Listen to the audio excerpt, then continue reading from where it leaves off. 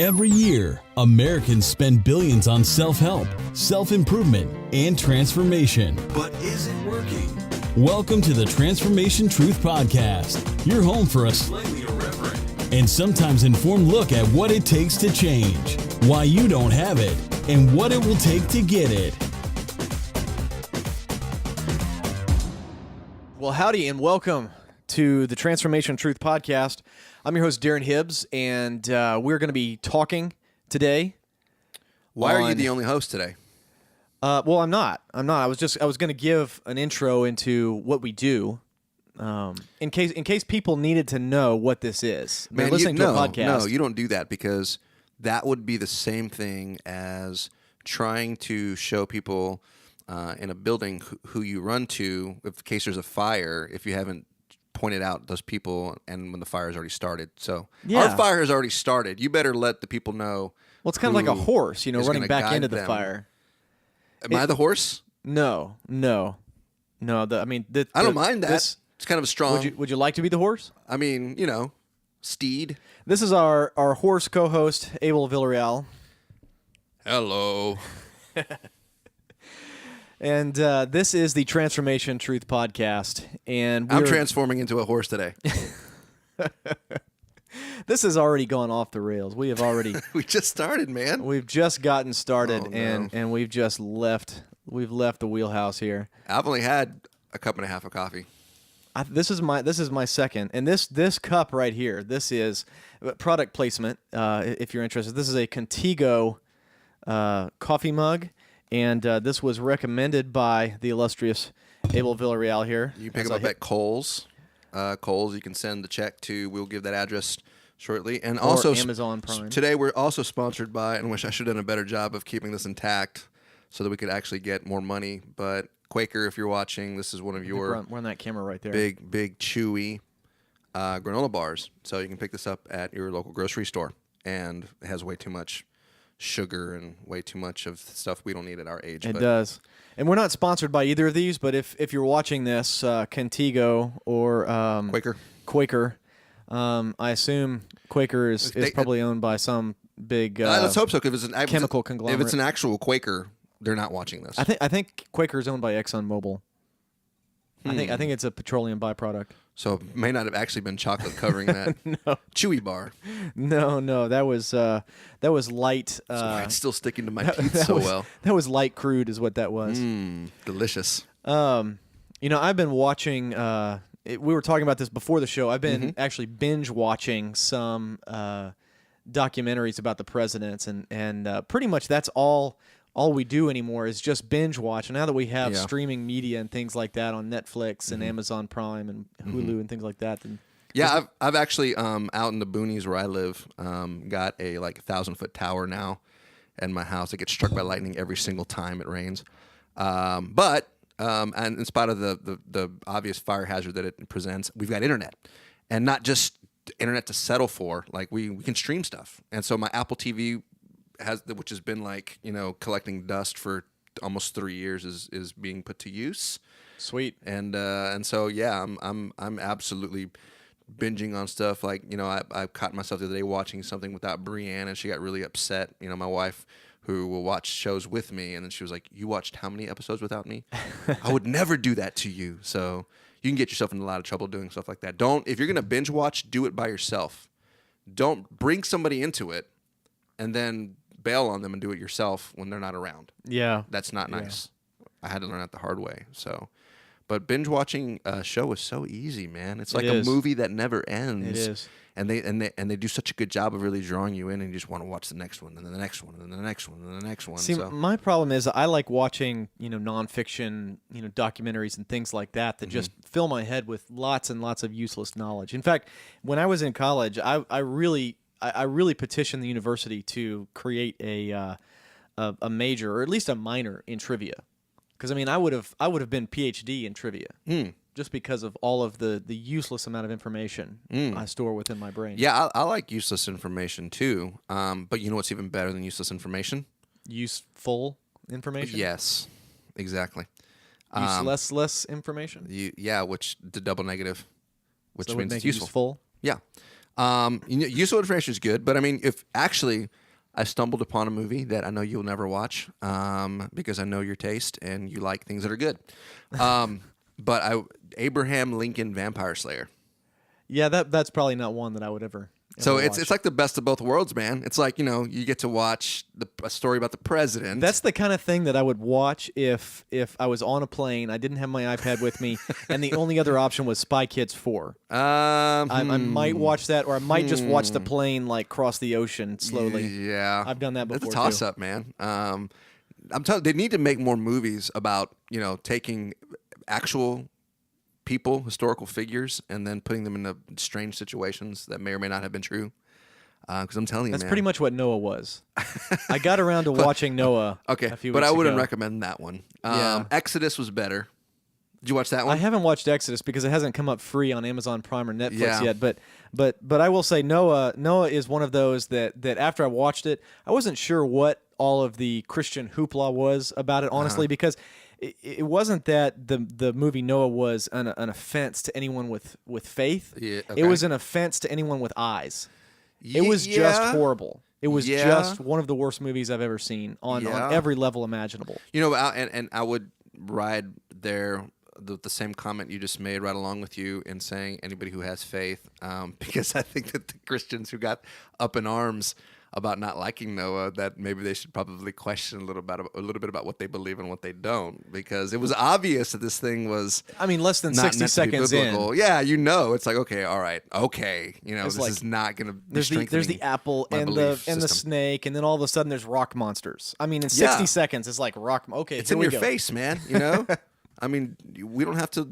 Don't search any longer. You're not going to find rock monsters in the Bible, I don't think. Although Jesus does say to the Pharisees that if these people don't acknowledge me, then the rocks will cry out. Maybe they were the rock monsters. Maybe those were the rock. Maybe that's what Jesus was talking about. He's like, hey guys, I'm doing y'all a favor, okay? Y'all haven't seen these guys. If these guys don't call out for me, you want the rock monsters to come back? Maybe that's really what Jesus was saying. I think the weirdest thing about it was that the rock monsters were kind of like ambiguous demons because they fell, Right. and Yeah. then all of a sudden they get But they're caught good back up, and guys. it's the whole thing is messed up. But I mean, from the very beginning, like the guy who produced it is like, I'm gonna make sure everyone knows that I'm not trying to go with the Bible here.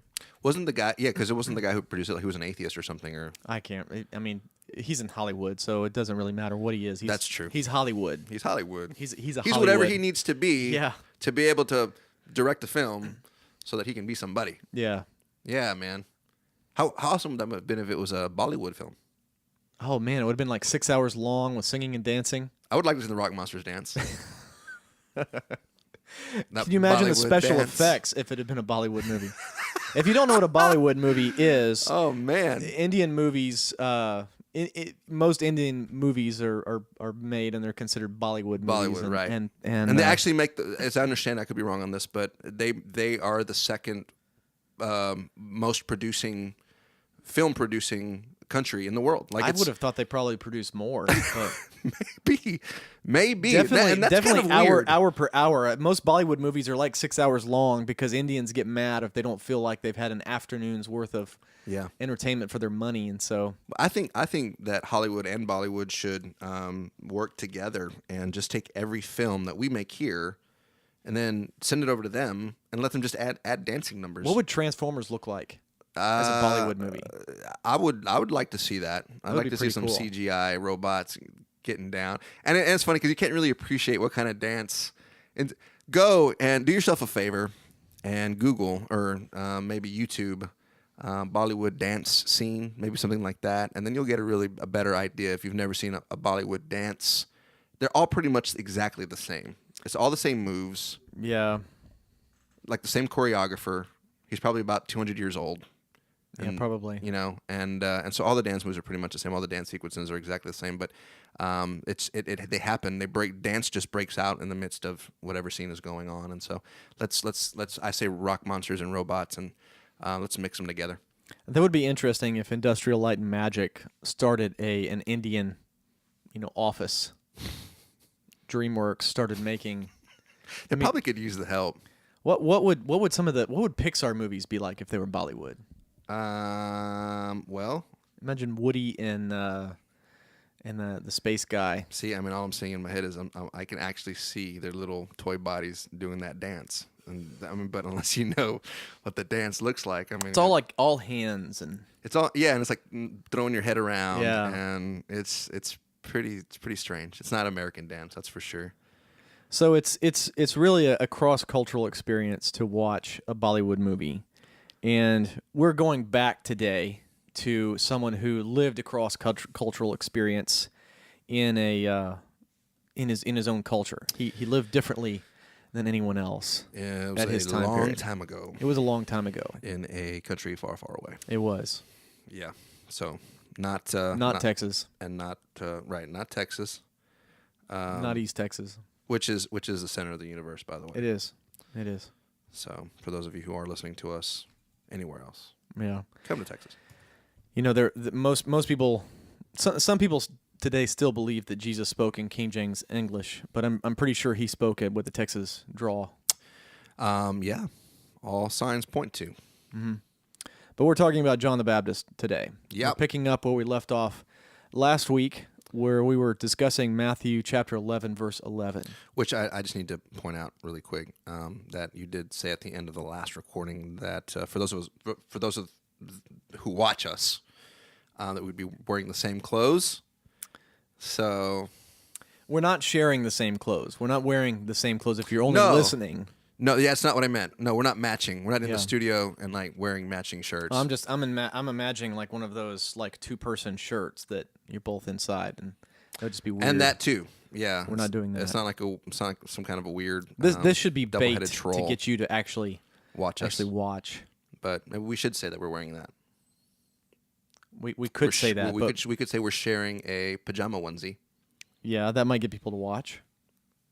but for all the wrong reasons, I think. Yeah, that's Who probably would true. wanna That'd be a watch that? little bit of a bait and switch. Think about our audience for a moment. But anyway, we if, are. if they want to watch that, they're going to get what they deserve. Yeah. So my point being, I'm wearing different clothes than from the last recording. You're wearing different I'm clothes also from the last wearing recording. different clothes. So we had the opportunity to have a wardrobe change here, We did. and the show will carry on, and so the topic must go on, and we want to continue to explore.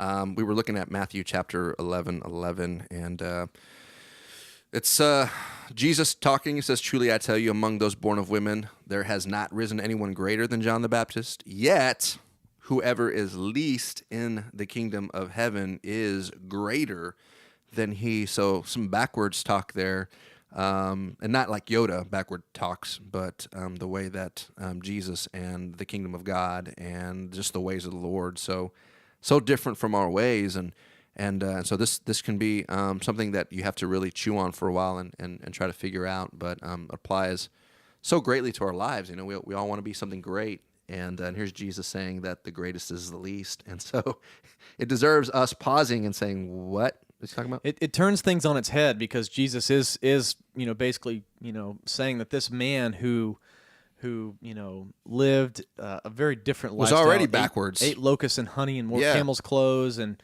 shouted at people. He wore and, camel's clothes. He wore clothes made of camels. Okay. But I mean, it might have been. I mean, it could be a translation error. Maybe he wore camel clothes. Camel wore clothes, and he was wearing their clothes. Maybe he looked like Joe Camel. Maybe he was. Maybe he was a cigarette product spokesman. without back then. But he was holding like a locust in between his two That's fingers. true. That's true. He was lighting up locusts. That's This is going off into sacrilege now. Wow. We could keep going with that. I'm not going to keep going with No, that. I'm not going to keep going with that But either. I 'cause it's- could. It's raining I'm outside. tempted. It's raining outside There's right lightning. now. There's lightning We striking don't want around us. lightning But coming through the window here. so he wore, yes, his way was very backwards. He wore clothes made out of camel hair, I'm assuming, or camel skin. Camel skin, camel hair, Um, something of that. But basically ended up losing a lot of his disciples and dying a relatively unceremonious death. Yeah. And kind of fading away very quickly. And Jesus called him the greatest man who ever lived on earth. Yeah. And then he goes on to say that whoever is even the least person in the kingdom of heaven is greater than John the Baptist. So the encouragement there is be even stranger. I- Be even less of. I love it when Christians trying to pull off strange for the sake of strange. Like there's so many people that are like, they want to be Jeremiah or Isaiah going naked for a year, or Ezekiel. That happens? And Isaiah did. Oh, but other Christians are doing that?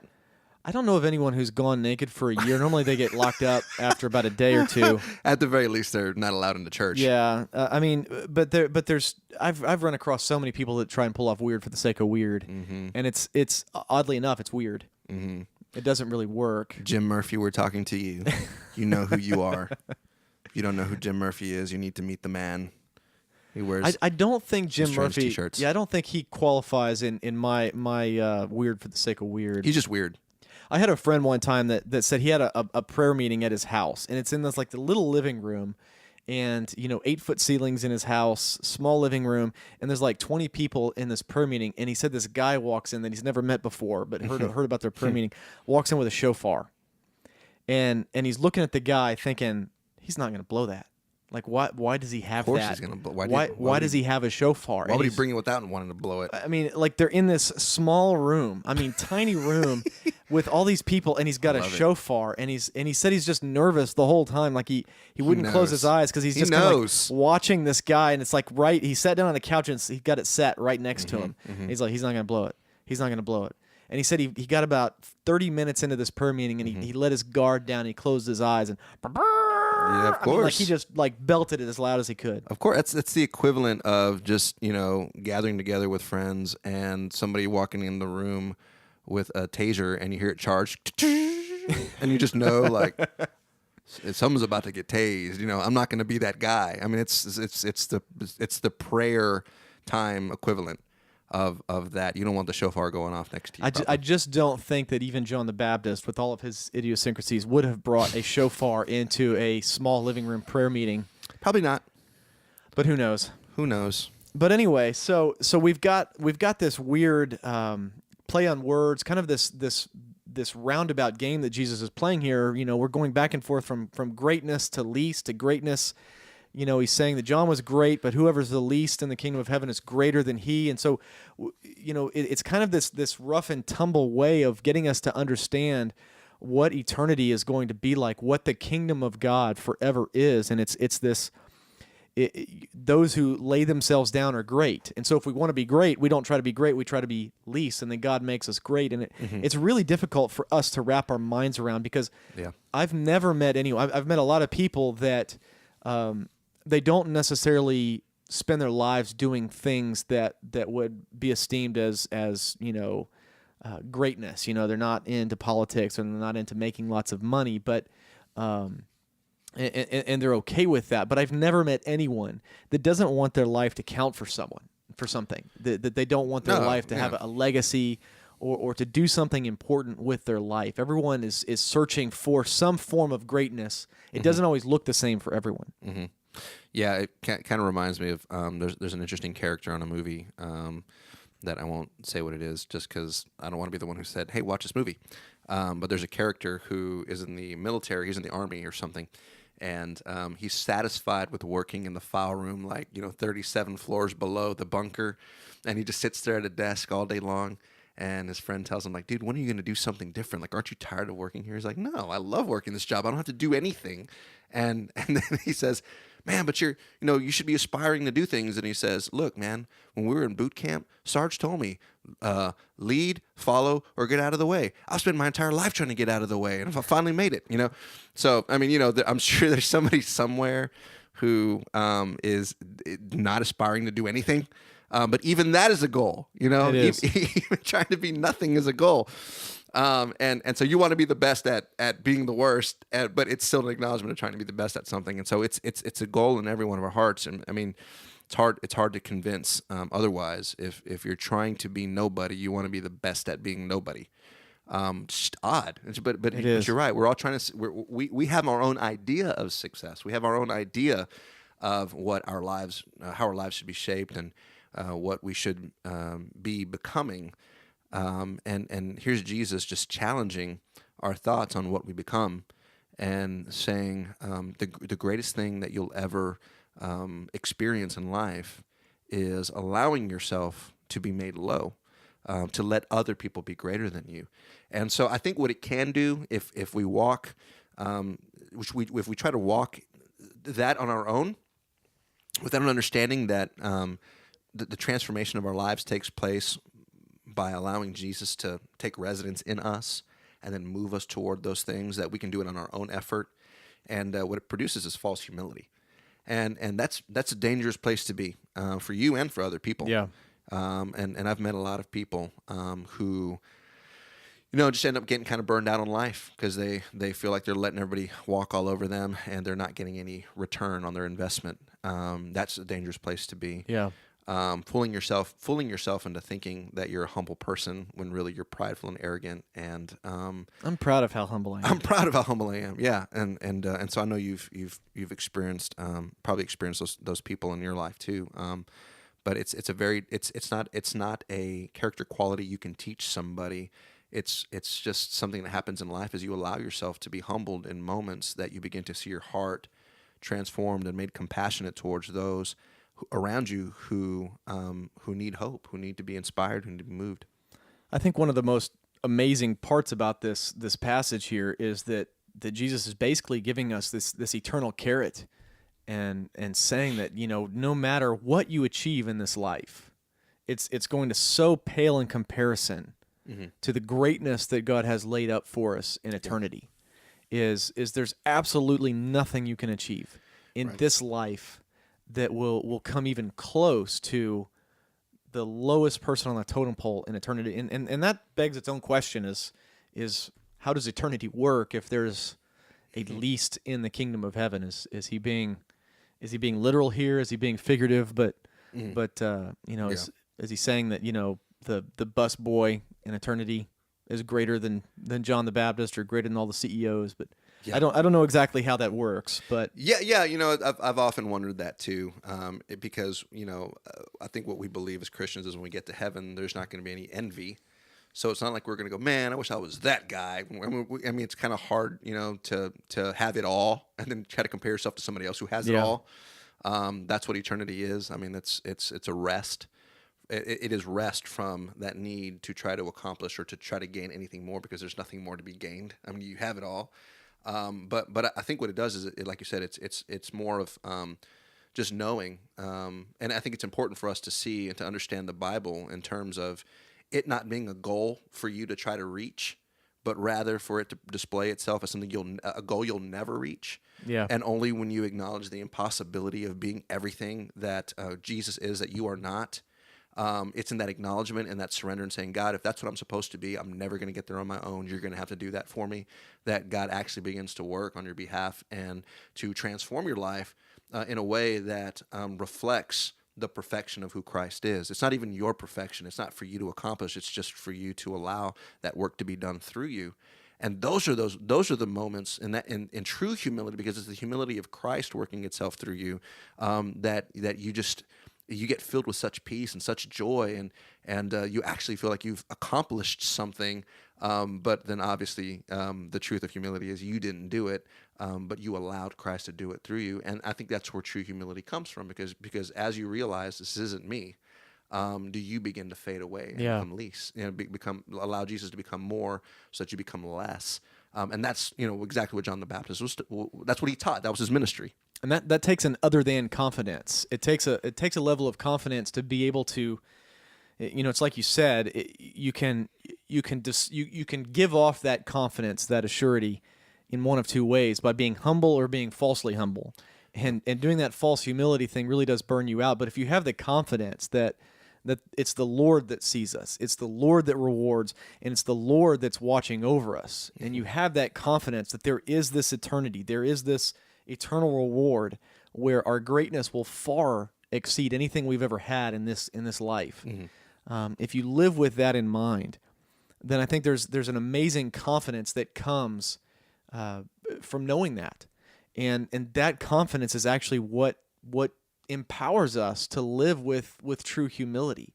Is that because if we're always looking to be great in this life, and there's nothing wrong with being great in this life, but if that's our main goal, if that's our main aim in life, then we'll want to see, we'll do things for people, but we always want something in return. Right. We want them to help make us great.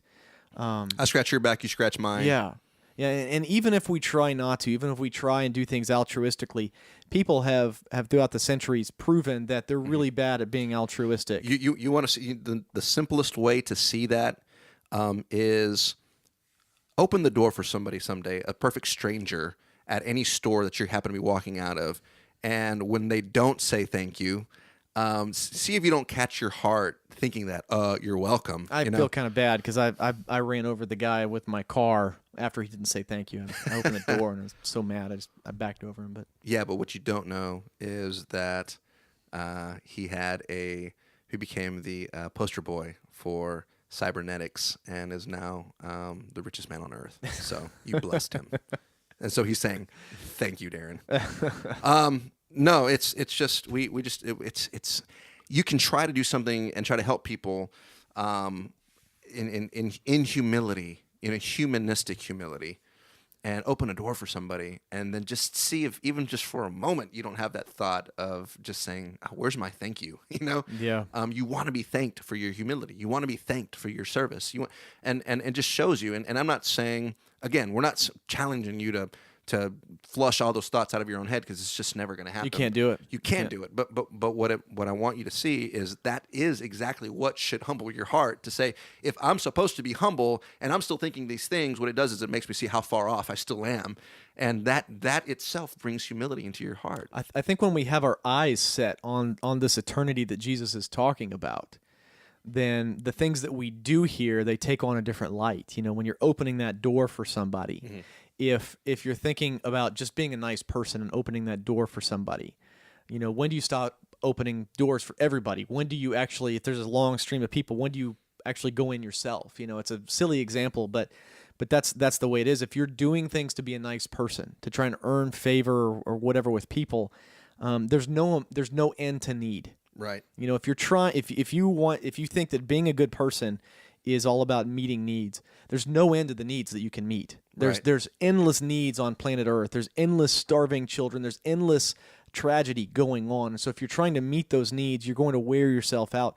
But if you're looking at when you open that door, when you do those nice things, how does God feel about this? Mm-hmm. What does God think about this? What does this look like in His eyes in light of eternity? You have to. That changes everything. It does.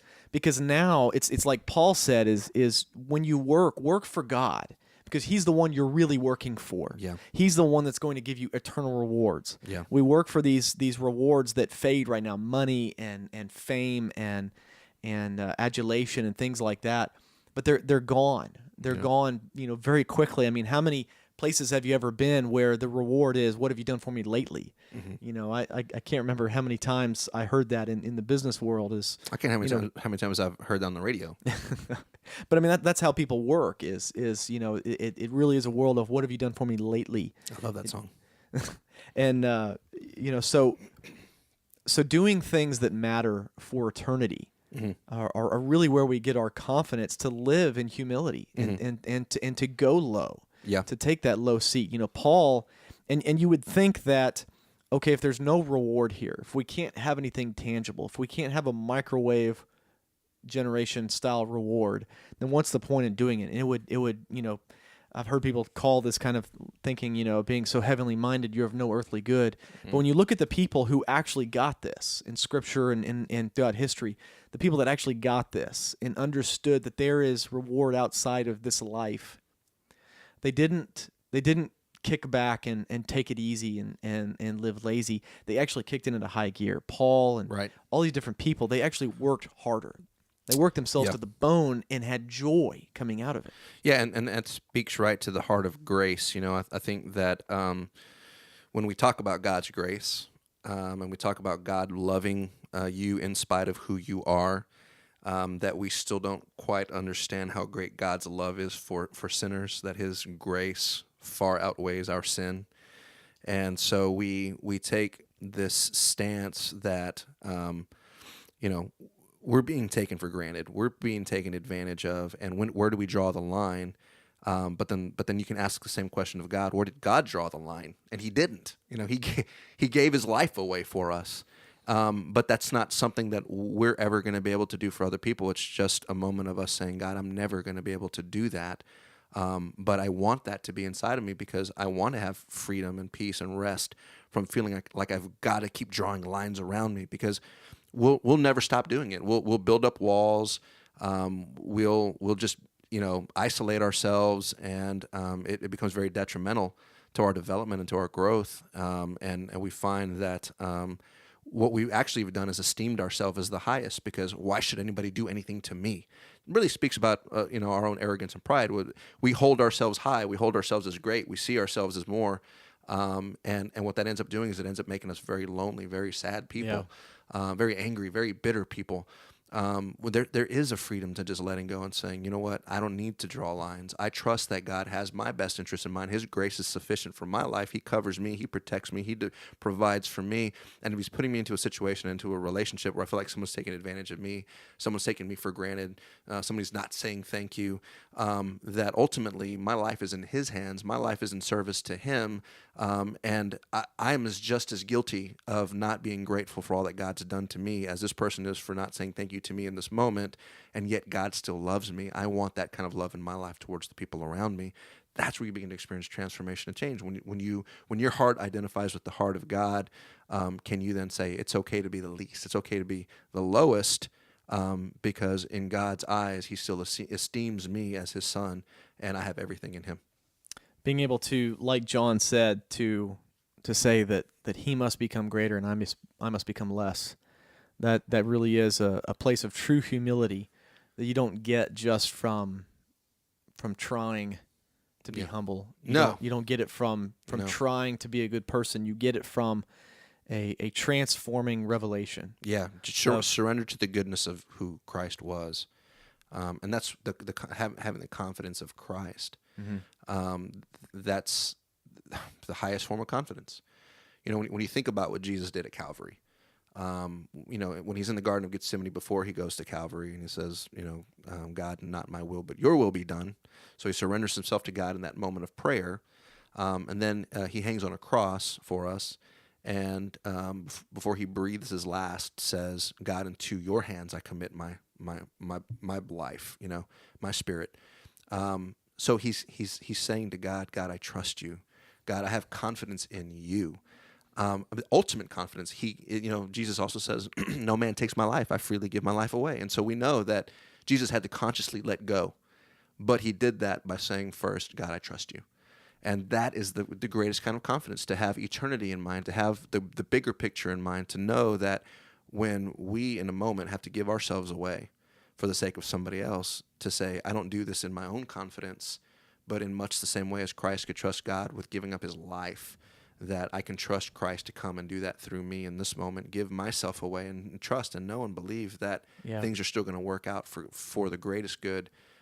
Maybe not now, maybe not next week, but someday, because God has my greatest interest in mind, and he has my life in his hands. So you can have eternal confidence based on the cross that Jesus bore for us and that he has given us eternal life, or you can have confidence that you've got rock monsters that have your back. One of those two. One of those two. I mean, if the rock monsters come, take them. I mean, when Noah you want them on your side. When Noah in the movie faced Tubal-Cain and he said, you're going to take on this army. Noah says, we're not alone. Uh-huh.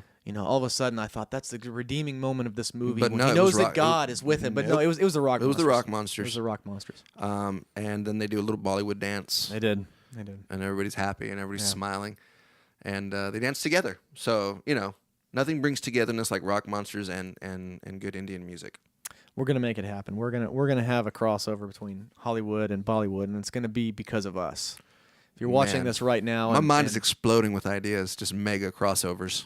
Not even the Bollywood Hollywood thing, but even the Abraham Lincoln Vampire Slayer, and we can just mishmash like every story ever told. Man, we need to make sure that we only take the commercially successful but awful movies. Mm-hmm. Like Transformers and things like that, mm-hmm. and mishmash them. Man, why are we doing the show anymore? I don't know. All right, next week's notes, movie mishmash. There we go. Okay. Thanks for joining us, Transformation Podcast. We might not be here next week, or we might change the name of the show, moviemishmash.org. I don't know. I'll work on that one, and I'll let you guys know. I'll update you next week. We've got many projects that we're going to be working on, but check us out on Facebook. Drop us a line. Tell us what you think. If you don't like the show, Don't tell us what you think don't tell us what you think. You can go to someone else's website and tell them what you think about us. about us. Sounds good. Thanks for joining us. See you next Bye-bye. week.